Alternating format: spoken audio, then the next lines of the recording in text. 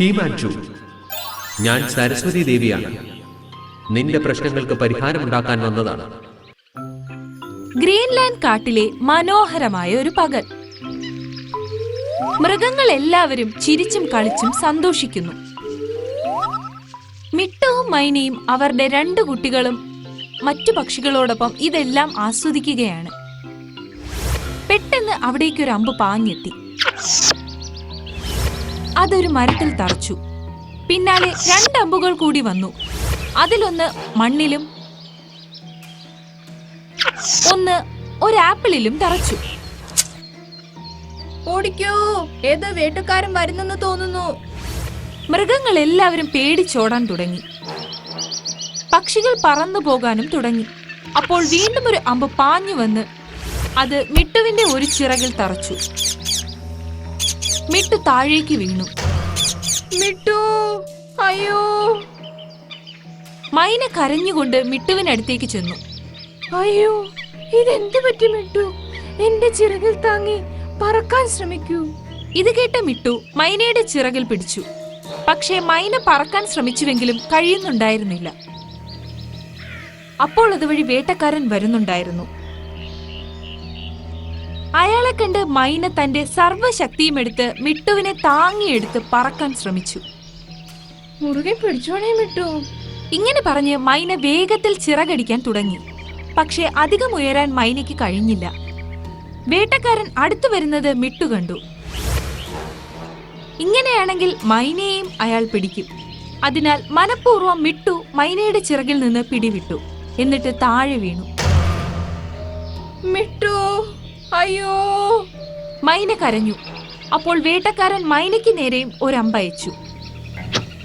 മൈന രക്ഷപ്പെടാനായി ഒരു മരച്ചില്ലയിൽ ഒളിച്ചു. നീ ഒരു മിടുക്കനാണ് ഹീമാൻചു. ഒരു പച്ച തത്ത, ഇതായിരുന്നു എനിക്ക് വേണ്ടത്. അയാൾ മിട്ടുവിനെ എടുത്തു. മിട്ടുവിന്റെ മുറിവിലേക്ക് നോക്കി. ചെറിയ മുറിവാണ്, ഇതിനെ കൂട്ടിലടയ്ക്കാം. മുറിവുണങ്ങുമ്പോൾ ഈ തത്ത എന്റെ ജാതകം തന്നെ മാറ്റും. മിട്ടുവിനെ എങ്ങോട്ടാണ് കൊണ്ടുപോകുന്നത്?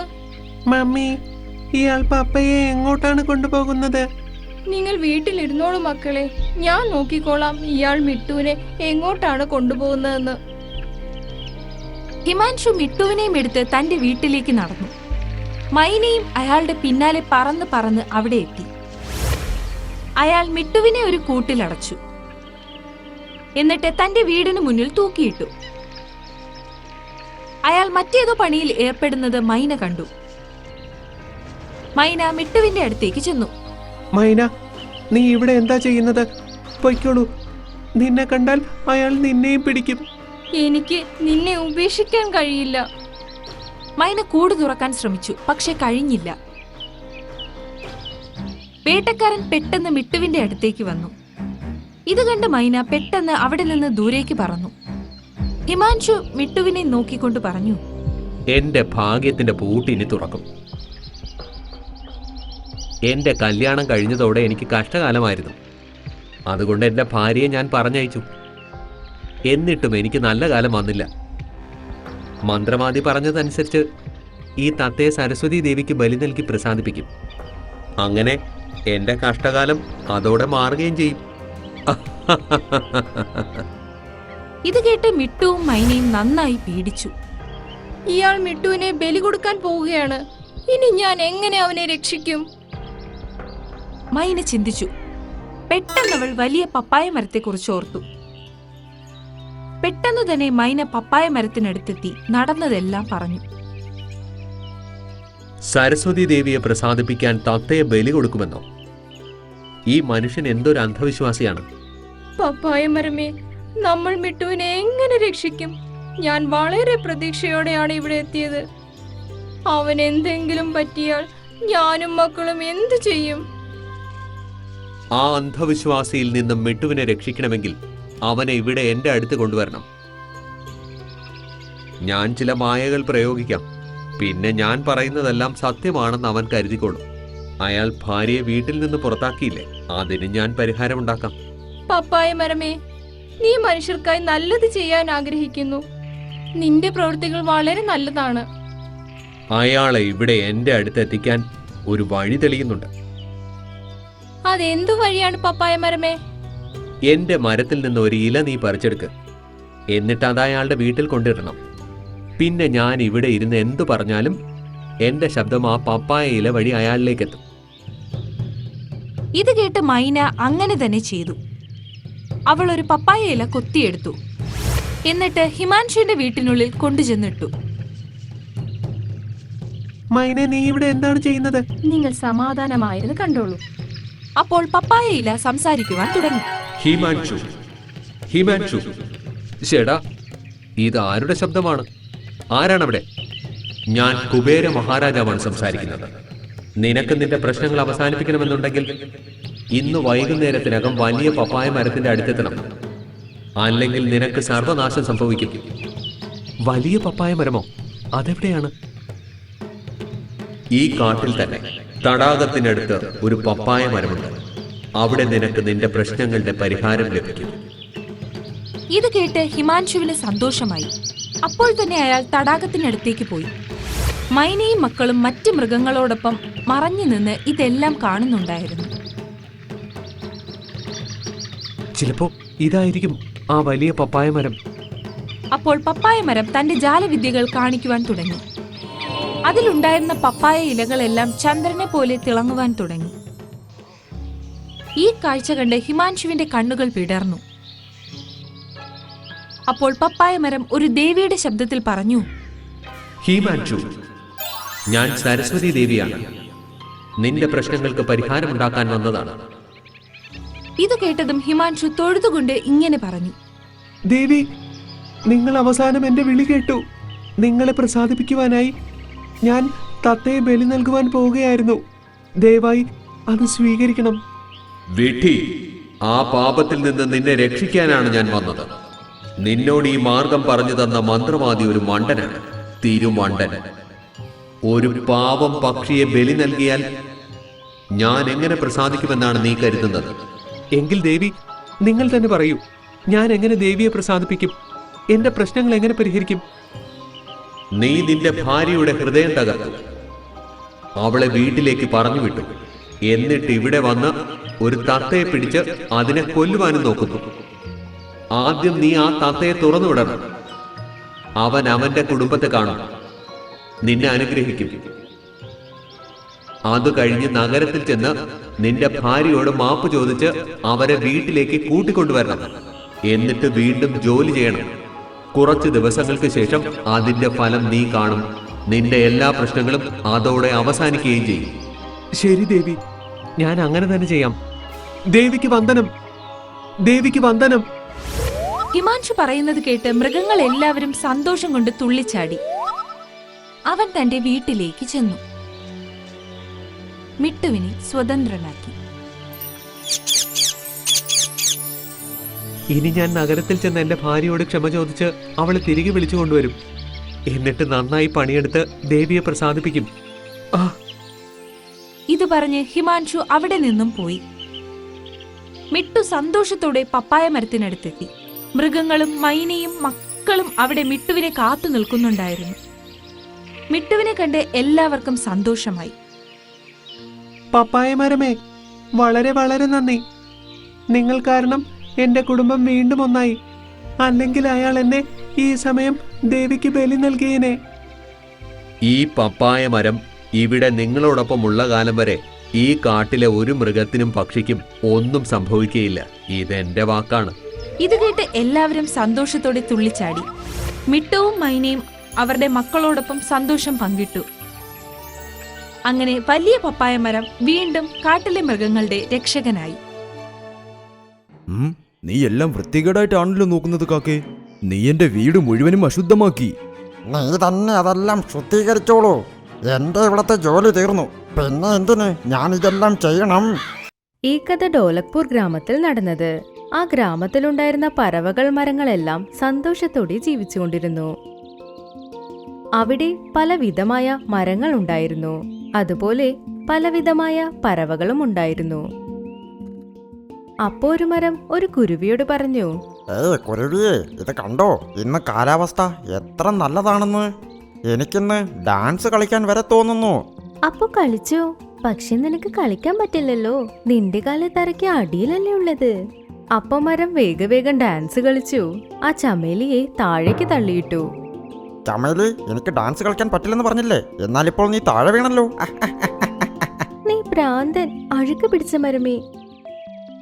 അങ്ങനെ അവരെല്ലാവരും സന്തോഷത്തോടെ ചിരിച്ചുകൊണ്ടേ ജീവിച്ചുകൊണ്ടിരുന്നു. അവിടെ പപ്പായ മരത്തിന്റെ തോട്ടവും ഉണ്ടായിരുന്നു. അവിടെയും ഒരുപാട് പക്ഷികൾ ജീവിച്ചുകൊണ്ടിരുന്നു. എല്ലാവരും സന്തോഷത്തോടെ ജീവിച്ചുകൊണ്ടിരുന്നു. അവിടെ വലിയൊരു പപ്പായ മരം ഉണ്ടായിരുന്നു. അത് എല്ലാവർക്കും വളരെ സഹായങ്ങൾ ചെയ്തുകൊണ്ടിരുന്നു. ഏതെങ്കിലും പക്ഷികൾക്ക് എന്തെങ്കിലും താമസിക്കാൻ സ്ഥലം വേണമെങ്കിൽ അവരവിടെ ഉണ്ട പപ്പായ മരത്തിന്റെ വീട്ടിലാണ് താമസിക്കുക. ആ ഉണ്ട പപ്പായ മരം വളരെ നല്ലത്. ആർക്കെങ്കിലും സഹായം വേണമെങ്കിൽ തീർച്ചയായും സഹായിക്കും. അപ്പൊ ഒരു ദിവസം കാക്ക അതിനോട് പറഞ്ഞു, വലിയ പപ്പായ മരമേ, എന്റെ വീട്ടിലേക്ക് കുറച്ച് വിരുന്നുകാർ വരുന്നുണ്ട്. ഞാൻ എല്ലാവരെയും ഇവിടേക്ക് കൂട്ടിക്കൊണ്ട് വരട്ടെ. കുറച്ചു നേരത്തെ കാര്യമേ ഉള്ളൂ. പ്ലീസ്, കുറച്ചു നാളത്തേക്ക് നിങ്ങളുടെ വീട് വാടകയ്ക്ക് തരൂ. ആഹാ, എടുത്തോളൂ. എന്നാൽ നീ വീട് അശുദ്ധപ്പെടുത്തരുത്, കേട്ടല്ലോ. ആ പപ്പായ മരം കാക്കയ്ക്ക് വേണ്ടി കുറച്ചു ദിവസം ആ വീട് കൊടുത്തു. സ്വന്തക്കാരും വന്നു. അത് കഴിഞ്ഞ് അവരെല്ലാവരും പുറപ്പെട്ടും പോയി. പക്ഷെ കാക്കയുടെ സ്വന്തക്കാർ ആ വീടിനെ എത്രത്തോളം നശിപ്പിച്ചിട്ട് പോയെന്നോ. അത് കണ്ടതും ആ വലിയ പപ്പായ മരത്തിന് ദേഷ്യം വന്നു.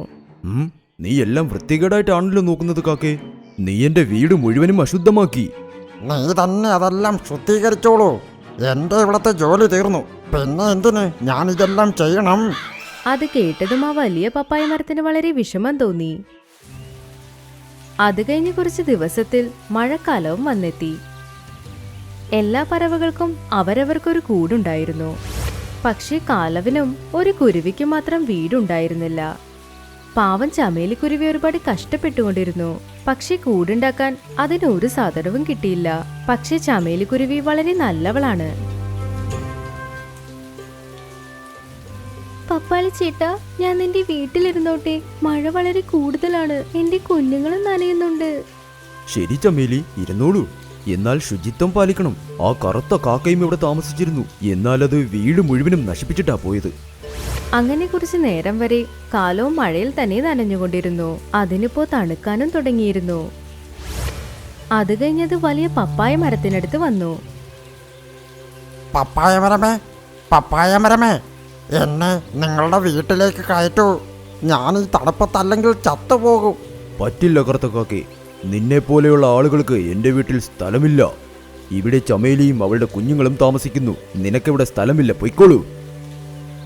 കാലുകാക്ക ഇത് കേട്ടതും വളരെ വിഷമത്തോടെ പോയി. കുറച്ച് ദിവസങ്ങളിൽ മഴയും നിന്നുപോയി. അത് കഴിഞ്ഞ് എല്ലാ പറവകളും അവരവരുടെ സ്ഥലത്തേക്ക് പോയി. ഇപ്പോ സാഹചര്യവും വളരെ നല്ലതായിരുന്നു. ചില നാളുകൾക്ക് ശേഷം ആ കാട്ടിലേക്ക് 2 ഭയങ്കരമായ കഴുകുകൾ വന്നു. അതെല്ലാം കഴിച്ചുകൊണ്ടിരുന്നു.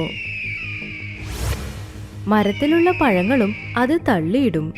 അവർ രണ്ടുപേരും ഒരുപാട് പക്ഷികളെ വേട്ടയാടിക്കൊണ്ടിരുന്നു. ഇപ്പൊ അത് വലിയ പപ്പായ മരത്തിന്റെ പപ്പായ നശിപ്പിക്കാൻ വന്നിരുന്നു. തടിച്ച പപ്പായ മരമേ, നിനക്ക് മാത്രം രക്ഷപ്പെടണോ?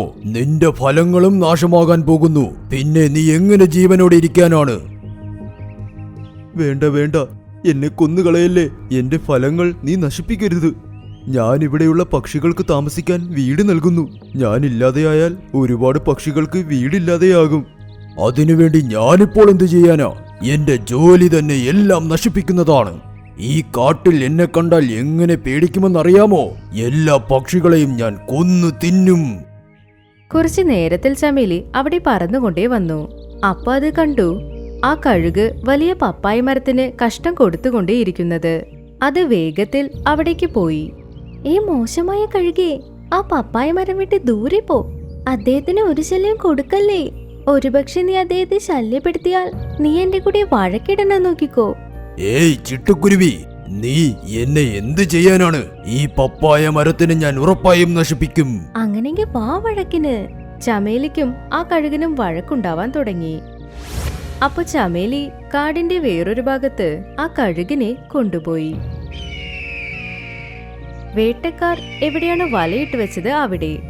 അപ്പൊ ആ കഴുക് ചമേലി എവിടെ പോകുന്നു അവിടെ പിന്തുടർന്ന് പോയി. അപ്പൊ ചമേലി ആ വല എവിടെയാണോ അതിന്റെ അടുത്തുകൂടെ പോയി. അത് കഴിഞ്ഞ് കുറച്ച് അപ്പുറത്തോട്ട് പോയി. പക്ഷെ കഴുകിന്റെ വേഗം കൂടുതലായതുകൊണ്ട് അതിന് മറ്റൊരു ഭാഗത്ത് പറക്കാൻ കഴിഞ്ഞില്ല. അവിടെയുണ്ടായിരുന്ന വലയിൽ അത് പെട്ടുപോയി. അത് കഴിഞ്ഞ് വേട്ടക്കാരൻ ആ കഴുകിനെ അവനോടൊപ്പം കൊണ്ടുപോയി. അത് കഴിഞ്ഞ് ചമേലിക്കുരുവി വീണ്ടും ആ വലിയ പപ്പായ മരത്തിനടുത്തേക്ക് പോയി. ചമേലി, നിനക്ക് ഒരുപാട് നന്ദി. നീ വളരെ നല്ലവളാ. നീ നിന്റെ ജീവൻ പണയം വെച്ച് എന്നെ രക്ഷിച്ചിരിക്കുന്നു. അതൊന്നും സാരമില്ല പപ്പായ മരമേ. നിങ്ങൾക്ക് എന്ത് വേണമെങ്കിലും എന്നോട് പറയൂ. അങ്ങനെ ആരെങ്കിലും നിങ്ങളെ ഉപദ്രവിക്കാൻ സമ്മതിക്കോ? പിന്നെ ചമേലി, നിനക്ക് എന്ത് സഹായം വേണമെങ്കിലും അതെന്നോട് ചോദിക്കാം. നിന്റെ എല്ലാ കഷ്ടപ്പാടും ഞാൻ അകറ്റാം. ഇല്ല, എനിക്ക് ഒരു കഷ്ടവുമില്ല. പിന്നെ പപ്പായ മരമേ, ഞാനിപ്പോ എനിക്ക് വേണ്ടി കൂട് പണിയാൻ കോലെടുക്കാൻ പോകുന്നു. എന്തെന്നാൽ വീണ്ടും മഴ വരാൻ പോകുന്നു. ഏയ് ചമേലി, നിനക്ക് സ്വന്തമായി വീട് നിർമ്മിക്കാൻ ആഗ്രഹമില്ലേ? ഇന്നു മുതൽ എന്റെ വീട് നിന്റെ വീടായി മാറാൻ പോകുന്നു. അയ്യോ പപ്പായ മരമേ, നിങ്ങൾ എന്ത് പറഞ്ഞുകൊണ്ടിരിക്കുന്നു? അതെ, നീ എന്റെ ജീവൻ രക്ഷിച്ചിരിക്കുന്നു. നിനക്ക് വേണ്ടി ഇതെങ്കിലും ചെയ്യണമല്ലോ. ഇന്നു മുതൽ ഈ വീട് നിന്റെ സ്വന്തം വീടാ. മഴ വന്നാലും വെയിൽ വന്നാലും എന്ത് ശല്യം വന്നാലും നിനക്കിവിടെ ഇരിക്കാം. ഇനി മുതൽ ഈ വീട് നിന്റെയും വീടാ. ഈ വീട്ടിലേക്ക് ഇനി ആരും തന്നെ വരില്ല. ഈ വീട് നിനക്ക് വേണ്ടി മാത്രമാ. അപ്പൊ ഇന്നു മുതൽ നിങ്ങൾ എന്റെ വലിയ പപ്പായ ചെറിയച്ഛൻ. ആ, അങ്ങനെ തന്നെ കരുത്. അത് കഴിഞ്ഞ് വലിയ പപ്പായ മരവും ചമേലിയും ഒരുമിച്ചാണ് ജീവിച്ചത്. അവർ രണ്ടുപേരും വളരെ സന്തോഷത്തിലായിരുന്നു. വളരെ സന്തോഷത്തോടെ ജീവിച്ചുകൊണ്ടിരുന്നു. ചമേലി അവളുടെ കുട്ടികളെയും അവിടേക്ക് കൊണ്ടുപോയി. ഈ കഥയിൽ നിന്ന് നമ്മൾ എന്ത് മനസ്സിലാക്കിയെന്നോ, നമ്മൾ ആർക്ക് എന്ത് ചെയ്യുന്നോ അത് തന്നെ നമുക്ക് തിരിച്ചു കിട്ടും. നമ്മൾ നല്ലത് ചെയ്താൽ നമുക്ക് നല്ലത് തന്നെ സംഭവിക്കും. പക്ഷെ നമ്മൾ നാശം ചെയ്താലോ, നമുക്കും നാശം തന്നെ സംഭവിക്കും.